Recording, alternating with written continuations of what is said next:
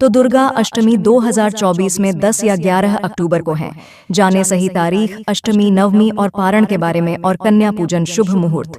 दोस्तों, आज हम इस वीडियो में आपको बताएंगे साल 2024 में शारदीय नवरात्र की दुर्गाष्टमी और दुर्गा नवमी कब है, कन्या पूजा, शुभ मुहूर्त, पूजा विधि और नवरात्रि व्रत का पारण कब और कैसे करें। हेलो दोस्तों, स्वागत है आपका अपने चैनल सन्यासी जीके में। शास्त्रों में नवरात्रि व्रत का विशेष महत्व है। अश्विन मास के शुक्ल पक्ष की प्रतिपदा तिथि से शारदीय नवरात्रि शुरू होती है। इस बार नवरात्रि पूरे 9 दिनों की होंगी। वैसे तो दोस्तों, नवरात्रि का हर एक दिन खास होता है, लेकिन नवरात्रि की अष्टमी और नवमी बेहद ही खास मानी जाती है। अष्टमी नवमी के दिन घर घर में कुलदेवी की पूजा, हवन, कन्या पूजन जैसे धार्मिक अनुष्ठान किए जाते हैं। तो आइए जानते हैं शारदीय नवरात्रि 2024 में दुर्गा अष्टमी व दुर्गा नवमी कब है, नवरात्रि पारण कब और कैसे करें, और कन्या पूजन के शुभ मुहूर्त क्या हैं। तो दोस्तों, सबसे पहले जान लेते हैं दुर्गा अष्टमी का शुभ मुहूर्त। तो साल 2024 में शारदीय नवरात्र की दुर्गा महाअष्टमी 11 अक्टूबर को मनाई जाएगी। अष्टमी तिथि प्रारंभ होगी 10 अक्टूबर दोपहर 12:31 पर। अष्टमी तिथि समाप्त होगी 11 अक्टूबर दोपहर 12:06 पर। संधि पूजा का शुभ मुहूर्त होगा प्रातःकाल 11:42 से दोपहर 12:30 तक। मां महागौरी पूजन प्रातःकाल 7:47 से प्रातःकाल 9:14 तक। कन्या पूजन का शुभ मुहूर्त प्रातःकाल 9:14 से प्रातःकाल 10:41 तक। अब दोस्तों, चलिए जान लेते हैं दुर्गा नवमी का शुभ मुहूर्त के बारे में।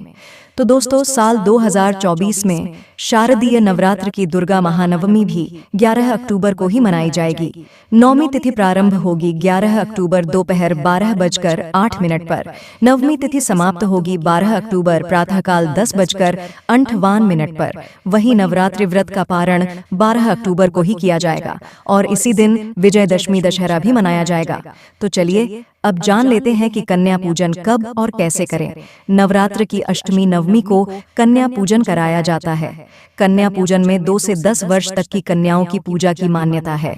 शास्त्रों के अनुसार कन्या पूजन के लिए 2 से 10 वर्ष तक की कन्याएं और एक बटुक को बुलाना चाहिए। कन्या पूजन शुरू करने से पहले सभी कन्याओं और बटुक को घर की पूर्व दिशा में बिठाएं। अब सभी के पैर धुलाकर तिलक करें और उनकी आरती करें। इसके बाद सभी को सात्विक भोजन का भोग लगाएं।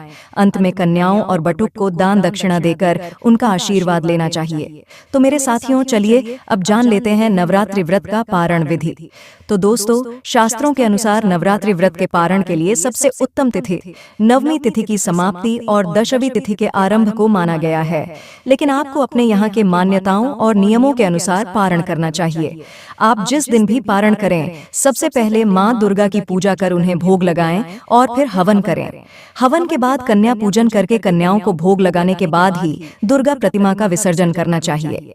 तो मेरे साथियों, अगर आपको हमारे द्वारा दी गई यह सभी जानकारियां पसंद आई हों, तो आप सन्यासी जी के चैनल को सब्सक्राइब और माता रानी के समर्पित इस वीडियो को लाइक जरूर करें और कमेंट्स में जय माता दी जरूर लिखें।